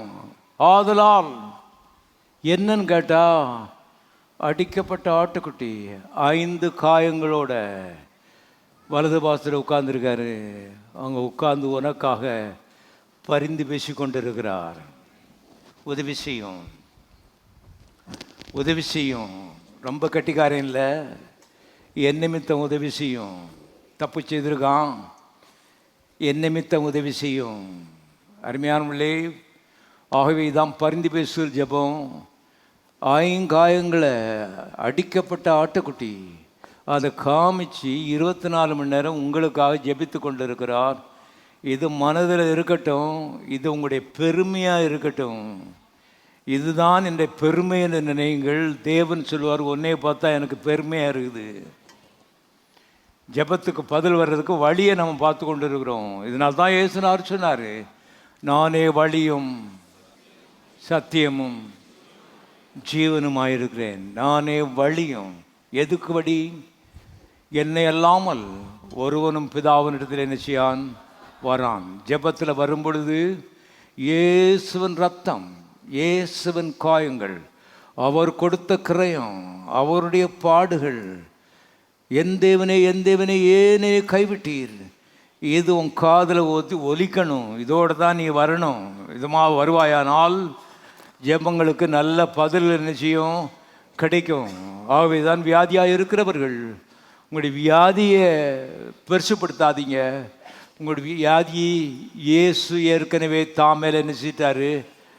மனமும் திட்டமிட்டு தீர்மானித்து மெய்யாகவே அவர் நம்முடைய வியாதிகளை ஏற்றுக்கொண்டு நம்முடைய வேதனைகளை நிச்சயதார், சுமந்தார். எல்லாத்தையும் என் மேலே எரிஞ்சிரு. நான் இதுக்காகவே இந்த பூலோகத்தில் ஒரு சரீரம் எடுத்து வந்திருக்கேன். தற்செயலாக நான் கல்வாரிக்கு போல திட்டமிட்டு உன் வியாதிக்கு முடிவு கட்ட வேண்டும் என்ற நோக்கத்தோடைய நான் கல்வாரிக்கு போயிருக்கேன். அதனால எனக்காக நீ பரிதாபப்படாத. இப்போ வைராக்கியமாக அதை ரிசீவ் பண்ணு. மெட்ராஸ் ஏர்போர்ட்டில் பார்த்தீங்கன்னா, ஏரோப்ளைன் ஏற போகிற இடத்துல கூட்டமாக நின்றுட்டு இருந்தானுங்க. வெள்ளை நின்னா, மஞ்சள் கருப்பை நின்னா, மஞ்சள் ஆட்கள் நின்றுட்டு இருந்தாங்க.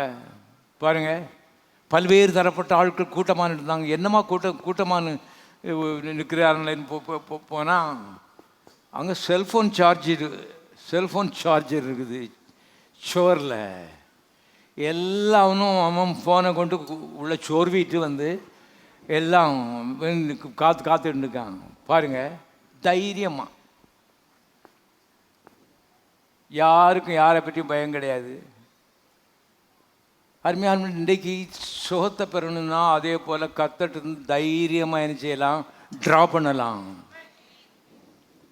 ஏன்னா செய்ய வேண்டியதை அவர் மனமும் திட்டமிட்டு கல்வாரியில் என்ன செய்யிட்டாரு, செய்து முடிச்சிட்டாரு. உன் வியாதியை தான் மேலே வாங்கி போட்டுக்கிட்டு அதுக்குரிய தண்டனையை என் மேலே போடுங்கன்னு சொல்லி பிதாவாய் தேவன்ட்டு சொல்லிட்டு மனுமக்களை பார்த்து சொல்லுகிறாரு, என்னுடைய காயங்களால் நீ என்ன செய்தாய், சுகமானாய். எல்லாரும் சொல்லுவோம், இயேசுவின் காயங்களால் நான் சுகமானேன்.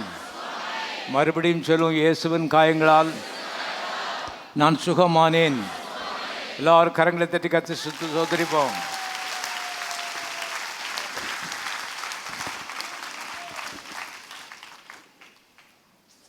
இது கெஞ்சிற ஒரு பாணி இல்லை, மன்றாடுற ஒரு பாணி இல்லை. எப்படியாவது பார்த்து என்னை சோமாக்கிருங்க ஆண்டவரே அப்படி நான் கெஞ்சினேன். என் கஷ்டத்தை பாருங்கள், உனக்காக ஆயத்தமாக இருக்கிறது, ட்ரா பண்ண வேண்டியது உன்னுடைய பொறுப்பு. அதுக்குரிய கரையெல்லாம் ஏற்கனவே என்ன செய்யப்பட்டு விட்டது, கொடுக்கப்பட்டு விட்டது. பிதாவாய் தேவனும் குமாரனாய் இயேசுவும் சேர்ந்து கூட்டு முயற்சியில் வியாதிக்கு ஒரு முடிவை என்ன செய்திருக்கிறார்கள், கட்டி இருக்கிறார்கள். அதனுடைய ரிசல்ட்டு தான் இயேசுவனுடைய காயங்கள்.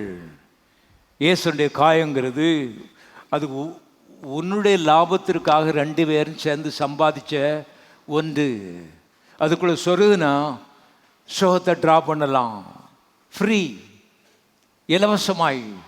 கெஞ்ச வேண்டிய அவசியம் இல்லை, மன்றாட வேண்டிய அவசியம் இல்லை, பாவத்தெல்லாம் அறிக்கையிட வேண்டிய அவசியம் இல்லை. இந்த தப்பு செய்ததுனால இது வந்திருக்குமோ, அந்த தப்பு செஞ்சதுனால இது வந்திருக்குமோ சொல்லி ஆராய்ச்சி பண்ண வேண்டிய அவசியமே இல்லை.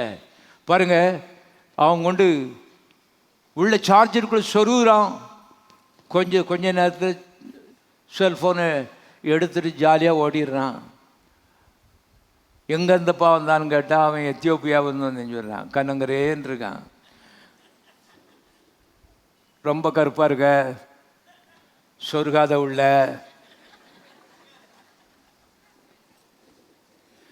கருப்போ சோப்போ மஞ்சோ எல்லாருக்கும் அருமையானவர்களே ரெடியாக ஆயத்தமாக காத்திருக்கு. கர்த்தர் அருமையானவர்களே அகில லோகத்துக்கும் இன்றைக்கு கர்த்தர் காத்து கொண்டு இருக்கிறார்.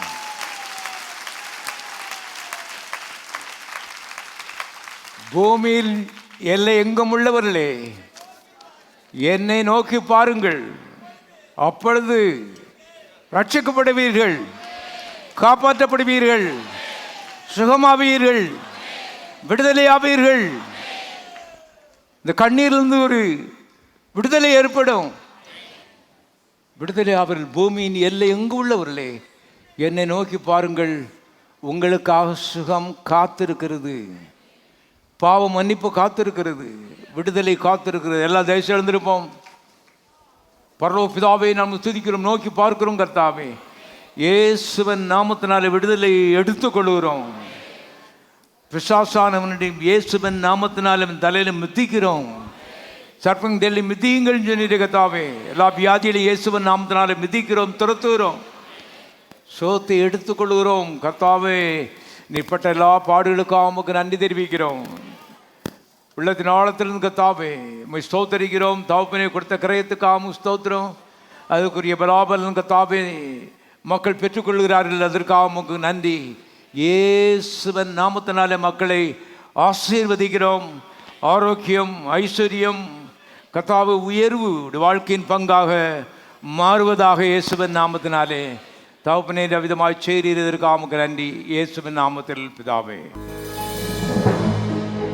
எங்களது முகவரி ஜீவ வார்த்தை ஆலயம், மாடக்குளம் ரோடு, மதுரை 625003. தொலைபேசி எண் 0452 238030. எங்களது இணையதள முகவரி www.livingwordmadurai.org.